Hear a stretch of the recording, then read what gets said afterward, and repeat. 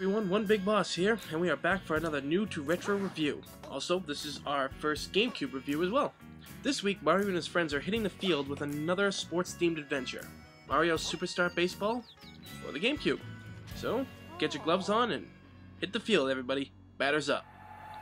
The game was developed by Namco and Now Productions and published by Nintendo for the Cube back in 2005. Namco actually has a pretty good record of making famous Japanese baseball game series in Japan, from what I was told. So if you are familiar with it, or those specific series, then you'll know what to expect from this game. The story for this game is pretty easy to follow.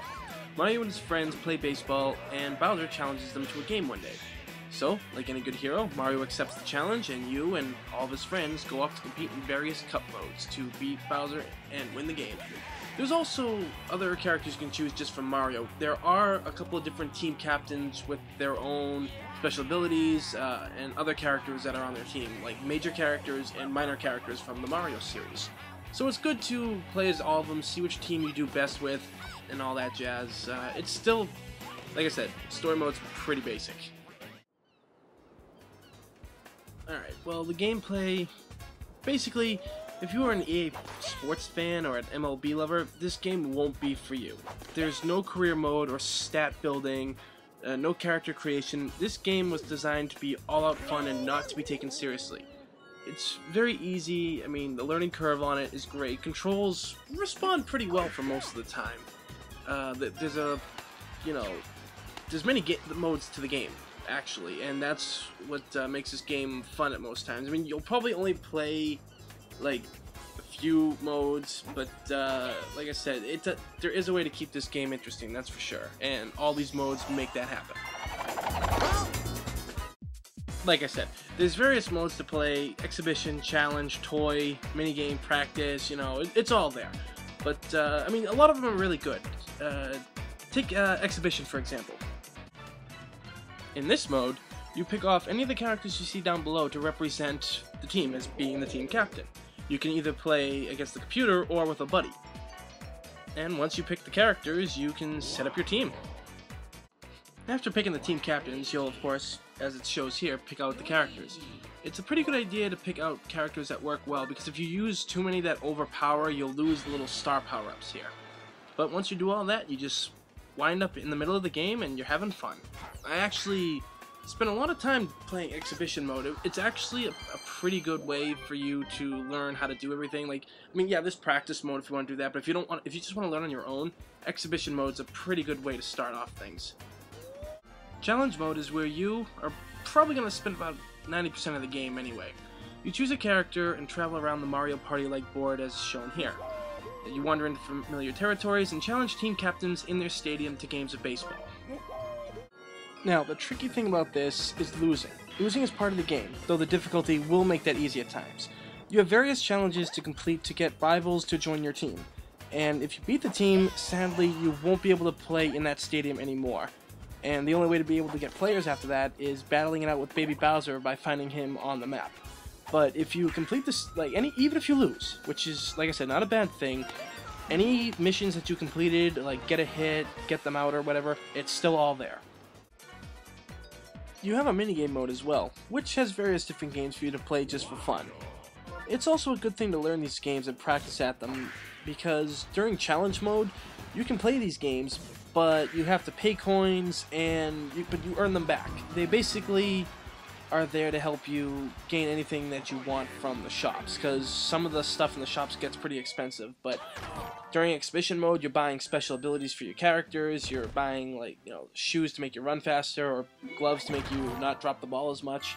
So like I said, it's good to practice some of these games, although some of them, they're kind of like a game of chance, really. I mean, like the chain chomp one here, this fire flower throwing one, it's I don't really mind that one, but my favorite still, to this day, is the Ba-Bomb Derby. Those things are great. And this one here, though, I didn't really like, the hitting the barrels, because I couldn't control where the ball was going. The toy field is a pretty fun mode, too. You and 4 friends, or 3 computers, compete to get as many coins as you can by the end of however many turns you chose at the beginning. To bat, you must catch a ball, or run after the ball after it's been hit into the field, then grab it. Hitting the various spots will make coins appear for others or help you gain more coins.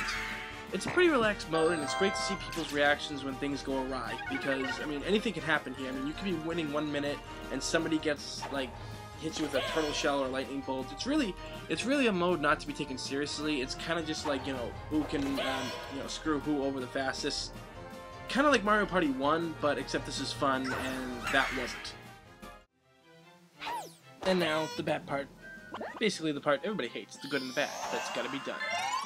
The bad about this game is the computer always seems to be one step ahead of you when it comes to playing the field.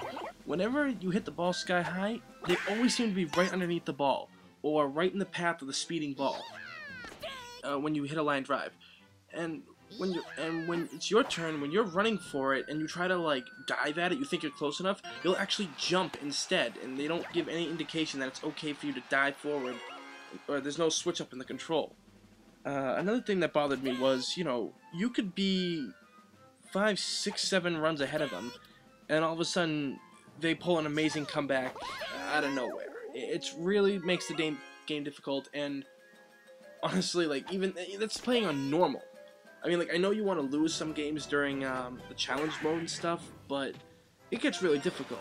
And I mean, plus, like, some of the level designs, like Peach's Castle and Wario's level, those really give you a run for the money, because you feel like, because you're not on your home turf, you ain't getting a fair advantage. You're gonna end up losing a lot of games at times, and it will be frustrating.